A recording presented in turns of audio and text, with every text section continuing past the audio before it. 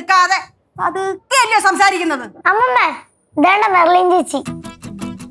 മനുഷ്യന്റെ സമനില തെറ്റിക്കാൻ വേണ്ടിട്ടേ ഓരോരുത്തർ ഓരോ പദ്ധതികളുമായിട്ട് ഇറങ്ങിക്കോളും. അയ്യോ ഞാൻ വെറുതെ വന്നാ. മോളെ പറഞ്ഞതല്ല. അല്ല ശരിക്കും ഇപ്പൊ ഇവിടെ എന്താ പ്രശ്നം? നല്ല സംഭവം വേറെ ഒന്നുമല്ല. അവളുടെ കുറച്ച് കൂട്ടുകാരികളുടെ കൂടെ തലയെ മുട്ടയടിച്ച് ഇവിടെ ഈ ബോബ് കട്ടില്ലേ, ബോബ് കട്ട്.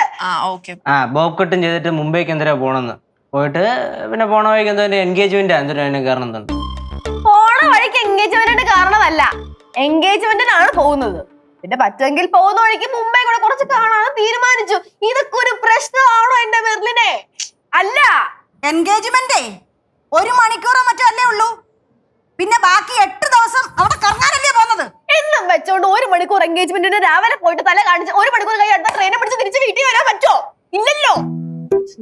കഷ്ടമാണ് ദൈവമേ ഇത്. നീ പോകാനുള്ള ടിക്കറ്റ് ഒക്കെ എടുത്തോ? ട്രെയിനിന്റെ ടിക്കറ്റ് എടുത്തു, ഫ്ലൈറ്റിന്റെ ടിക്കറ്റ് ഉടനെ എടുക്കും. പെട്ടെന്ന് എടുക്ക്, ഇല്ലെങ്കിൽ കിട്ടൂല. ലാസ്റ്റ് മിനിറ്റ് ആയി കഴിഞ്ഞാലേ പ്രൈസും കൂടും. പോണെങ്കി മാത്രം ടിക്കറ്റ് എടുത്താ പോരെ? അപ്പൊ പോണില്ലേ?